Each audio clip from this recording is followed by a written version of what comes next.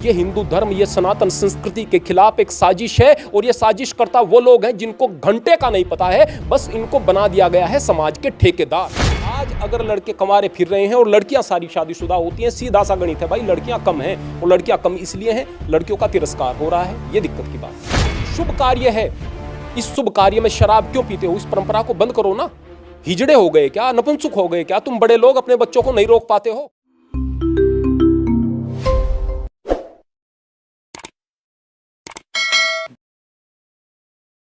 नमस्कार, स्वागत है आप सभी का हिंदुस्तान 24 पर और मैं आप सबके साथ विपिन चौधरी। समाज में आजकल कुछ लोग ऐसी चर्चाएं कर रहे हैं कि अब मां के गोत्र में भी शादियां हो जानी चाहिए। एक संत इस विषय को किस प्रकार से देख रहा है, क्योंकि संत समाज को आईना दिखाने का काम करता है, उनका मार्गदर्शन करने का काम करता है। आज इस खास विषय पर बातचीत करने के लिए हम महंत आनंद स्वामी जी के पास पहुंचे हैं। इनका इस विषय पर क्या कहना है? महंत जी, सबसे पहले तो हिंदुस्तान 24 पर मैं आपका बहुत बहुत स्वागत करता हूं। आपका भी मंदिर में स्वागत है प्रियवर। कुछ लोग ये चर्चा कर रहे हैं कि अब समय आ गया है कि माँ के गोत्र में भी शादियां कर देनी चाहिए, तो इसे आप किस प्रकार से देख रहे हैं? देखिएगा, मैं आपको बता दूं कि यदि हम धार्मिक दृष्टि से देखें तो यहाँ पर हमारे धर्म में, सनातन धर्म में पहले भी इस प्रकार से शादियाँ हो जाया करती थी। माँ के गोत्र में शादियाँ हो जाया करती थी। कई प्रकार के ऐसे उदाहरण मिल जाएंगे। ये धार्मिक बात नहीं है, ये परंपरा की बात है। परंपराएं, श्री कृष्ण, भगवान श्री कृष्ण कहते हैं कि परंपराएं समय के अनुसार बनती हैं, टूटती हैं और कुछ परंपराओं को तोड़ देना पड़ता है, इसलिए क्योंकि वो सड़ जाती हैं। परंपराओं में और धार्मिक मान्यताओं में अंतर होता है।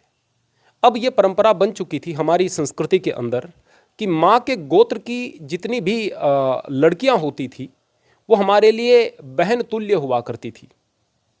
आज की तारीख में यह मांग उठ रही है, उसके पीछे कारण बताया जा रहा है कि लड़के जो हैं वह बहुत सारे कुंवारे रहना शुरू हो गए हैं, इसलिए क्योंकि माँ के गोत्र में शादियाँ नहीं हो सकती।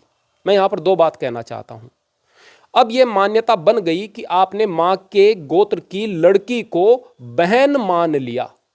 अपने गोत्र की लड़की तो बहन है ही, माँ के गोत्र की लड़की को भी बहन मान लिया। यह हमारे धर्म की परंपरा बन गई, खूबसूरत परंपरा है। अचानक इस परंपरा को तोड़ने से कुछ गंदा सा प्रतीत होता है और आवश्यकता क्यों नहीं है, पहले मैं यह बताता हूँ। अभी जो लोग इस तरह की बात कर रहे हैं वो गणितज्ञ अपने आप में बनते हैं। मैं उनसे एक बात पूछना चाहता हूँ, कौन सी लड़की ऐसी है जो कि बगैर विवाह के रह रही है? लड़के बगैर विवाह के रह रहे हैं, लड़की कौन सी ऐसी है जो बगैर विवाह के रही है? लड़कियों के तो सभी के विवाह हो रहे हैं ना। तो फिर यदि आपने मां के गोत्र की सीमा को समाप्त कर दिया, इस बंधन को, इस बैरिकेड को हटा दिया, तो लड़कियां नहीं पैदा हो जाएंगी क्या? भाई लड़की यहां नहीं तो यहां, इस गोत्र से नहीं तो उस गोत्र से ढूंढकर आपको मिल ही जाती हैं। लेकिन सवाल इस बात का है कि आप उस मूल समस्या को नहीं सोच रहे हैं। मूल समस्या है कि अब से कुछ समय पहले तो बहुत जोरदार तरीके से ऐसा हुआ है, लड़कियों का गर्भपात हुआ है, गर्भ में हत्याएं हुई हैं। लड़की हैं तो हत्या कर दी गई। एक माँ अपने बच्चे की हत्या कर रही है। एक कहावत है कि संसार में किसी भी जीव की हत्या की जाए बड़ा पाप है। एक मुर्गे की हत्या करें पाप है, लेकिन उससे 100 गुना पाप है एक बकरी की हत्या कर दें। बकरी का दूध बहुत ज़्यादा गुणकारी है क्योंकि उपकारी है, उससे 100 गुना हत्या होती है, भयानक हत्या होती है कि आप एक गाय की हत्या कर दें, क्योंकि उसका दूध तो बहुत ज़्यादा, कितनी सारी बकरियों से ज़्यादा गुणकारी होता है और कितने ज़्यादा परिमाण में होता है, कितना उपकार होता है उसका हम पर। तो जिसका उपकार है उसका तो संरक्षण आप करें, उससे 100 गुना बुरा काम होता है किसी आदमी की हत्या कर दें, क्योंकि भाई आदमी की हत्या करेगा तो फिर संसार में तो अराजकता आएगी, पाप बढ़ेगा और फिर आदमी तो बहुत कुछ कर सकता है, अच्छा बने तो बहुत कुछ कर सकता है। उससे भी बढ़कर हत्या होती है कि आप एक गुरु की हत्या कर दें, क्योंकि पता नहीं कितने लोगों की जिंदगी संवार देता है। लेकिन फिर धर्म कहता है, लेकिन उससे भी हजारों गुना बढ़कर बात होती है कि जब एक मां अपने गर्भ में अपने बच्चे की हत्या करती है तो उससे हजारों गुना बड़ा पाप होता है। कारण क्या कि एक छोटा बच्चा, अगर सामने से शेर आ जाए, दूसरी तरफ एक बड़ा किला हो, उस किले का दरवाजा खुला हो, उस किले में नहीं जाएगा, उस सुरक्षित भवन में नहीं जाएगा। अगर सामने मां बैठी हुई है, मां की गोद में आकर मां से लिपट जाएगा कि अब मुझे कोई नहीं छू सकता, अब मैं अपनी मां की गोद में आ चुका हूं। वही मां अपने पेट में अपने बच्चे की हत्या करा रही है केवल इसलिए कि वो एक लड़की है, केवल इसलिए। वो खुद भी एक औरत है और एक स्त्री की हत्या करा रही है। एक लड़की की हत्या करा रही है, एक बहू की, एक बेटी की, एक बहन की हत्या करा रही है अपने पेट में, और उसके बाद कह रहे हैं कि मां के गोत्र को छोड़ दें। अरे राक्षसों, तुम्हें शर्म आनी चाहिए, राक्षस हो गए हो तुम लोग। न तुमसे वो कार्य संभला और न तुम्हारी अक्ल अब काम कर रही है, कुल मिलाकर राक्षस हो गए हैं, बुद्धि भ्रष्ट हो गई है। क्यों? तामसिकता विचार में। और जो समाज के जिम्मेदार बनते हैं ना, मैं स्पष्ट रूप से कहना चाहता हूं, जो शाम को पौवा लगाते हैं, दारू लगाते हैं, जो घटिया किस्म के आदमी हैं, वो समाज के ठेकेदार बन करके इस तरह की पंचायतों में जाते हैं जिनका दिमाग नहीं चलता है।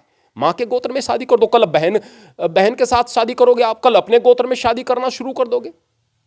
मां के गोत्र में शादी कहीं पर तुक नहीं बैठता है, हमारी परंपरा बन चुकी है। पहले क्या हुआ, इस बात को छोड़ दीजिएगा, हमारा धर्म अपडेट हुआ है, अपडेट होता है, यह हमारे धर्म की खासियत है। और आज हम अपडेट होकर के जहां पर खड़े हुए हैं, इस सुंदर परंपरा का हमें निर्वहन करना चाहिए। परंपराओं को छोड़ो आप, मैं कहता हूं छोड़ो परंपराओं को, हिम्मत करो ना इस परंपरा को छोड़ने की। शादी शुभ कार्य है, इस शुभ कार्य में शराब क्यों पीते हो? इस परंपरा को बंद करो ना। हिजड़े हो गए क्या, नपुंसक हो गए क्या तुम बड़े लोग, अपने बच्चों को नहीं रोक पाते हो? ये डीजे क्यों बजते हैं? डीजे में गोलियां चल रही हैं, गंदे काम हो रहे हैं, बहुत सारा समय लग गया है। जब पंडित वहां पर फेरे पढ़ने के लिए बैठता है, जब संस्कार होते हैं, बोले जल्दी जल्दी कर दो, जब परमात्मा का नाम है जल्दी जल्दी कर दो, और वहां पर देर हो रही है। इस परंपरा को बंद करो ना आप।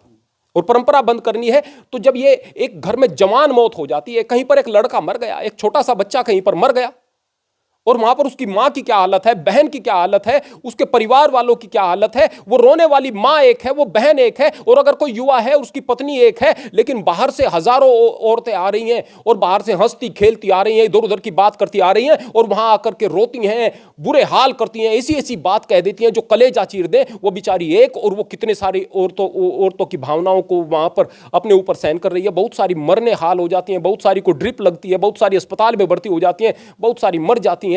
इस परंपरा को बंद करो ना। आकर कहें कि बहन बेटी, जो कुछ हो गया है परमात्मा ने कर दिया है, तुम स्वीकार करो, और करना पड़ेगा, हम तुम्हारे साथ में हैं, और जीना तो पड़ता है, इत्यादि इत्यादि। धैर्य की बात आप वहां पर जाकर के करो। किसी के घर में आग लगी है, आप बाल्टी लेकर के जाओ वहां पर उसको पानी की बुझाने के लिए, लेकिन आप मशाल लेकर के जाते हो, आप पेट्रोल लेकर के जाते हो, आग लगाते हो। इस परंपरा को बंद करो ना। आप परंपरा को बंद करने वाले बनते हैं। परंपरा केवल आपको यही बंद करनी आती है क्या कि बस बहन के साथ में शादी करना शुरू कर दो, ये परंपरा हो जाएगी? ये हिंदू धर्म, ये सनातन संस्कृति के खिलाफ एक साजिश है, और ये साजिश करता वो लोग हैं जिनको घंटे का नहीं पता है, बस इनको बना दिया गया है समाज के ठेकेदार। मैं देखता हूं जो पंचायत में जाकर के बैठते हैं ना, दो कौड़ी के आदमी, दो कौड़ी के, मैंने पंचायत में बोलते हुए देखा है। और अगर सही आदमी बोलने वाला कोई लड़का खड़ा हो जाता है, उससे पूछते हैं बेटे तेरी उम्र कितनी है? बोले मेरी उम्र से क्या लेना है, कि अभी तो 20-25 साल का है, बैठ जा। तो 60 साल का है, शाम को वहां शराब पीता है, 1000 प्रकार का व्यभिचारी है, और युवा सही बात कह रहा है, तो उसकी बात को केवल इतना कहकर कि तुम्हारे पास तर्क नहीं है, दबा दिया जाता है। सही आदमी को बोलने नहीं दिया जाता। ये समाज के जो ठेकेदार बनते हैं, 1000 बार इस तरह की चीजें हुई हैं। जो कश्मीर से गुज्जर समाज के लोग थे ना, वो गुज्जर समाज में विलय चाहते थे, कुछ समाज के ठेकेदारों ने बीच में रोड़ा अटकाया था, रोटी बेटी का संबंध हम नहीं करेंगे, है ना। वो तो विलय होना चाहते थे, अपनी इच्छा से मिलना चाहते थे, आपके पास में आए थे। ये समाज के ठेकेदार कितने सारी गड़बड़े कर देती हैं। मैं हिंदू मुसलमान की बात फिर भी नहीं कर रहा हूं, मैं बात कर रहा हूं कि लम्हों ने खदा की, सदियों ने सजा पाई। अपनी इच्छा से आ रहे थे, इच्छा से मुसलमान बन जाते, कोई बात नहीं, इच्छा से हिंदू बनते हैं। आप समाज के ठेकेदार क्यों रोक रहे हो भाई, क्यों रोक रहे हो? 1000 परंपराएं यहां पर हमारे देश के अंदर हैं, जहां पर आप गलत तरीके से पैसा खर्च करते हैं, 1000 तरह के उपहार देते हैं। आप लड़कियों के जन्मदिन मनाएं, और जन्मदिन में कोई अतिरिक्त खर्चा ना हो, वहां पर परमात्मा का नाम हो, लोग बाग जाएं और वहां पर कुछ पैसा दे करके आए। लड़की के का जन्म हुआ है, उस कन्या के जन्म में जो पैसा आएगा, काफी सारा पैसा इकट्ठा हो, उसकी एफडी हो जाए। जब उसका विवाह हो तो विवाह में उसको वो पैसे काम आए। इसलिए नहीं कि दहेज देना है, इसलिए कि विवाह में गरीब आदमी को बहुत सारी व्यवस्थाएं करनी पड़ती हैं। इस तरह की परंपराओं को विकसित करो ना, इस तरह की परंपरा को विकसित करो आप। या तो बीमार को देखने के लिए ना जाओ, और अगर देखने के लिए जाते हो तो आपके पास लिफाफे में कुछ पैसे होने चाहिए, वो देकर जाने चाहिए, और लेने वाले को स्वीकार करना चाहिए और देने वाले को देना चाहिए। आप परमात्मा के मंदिर में दान कर रहे हो, जब आप जरूरतमंद को दान कर रहे हो। ये परंपराएं विकसित करके देखो ना।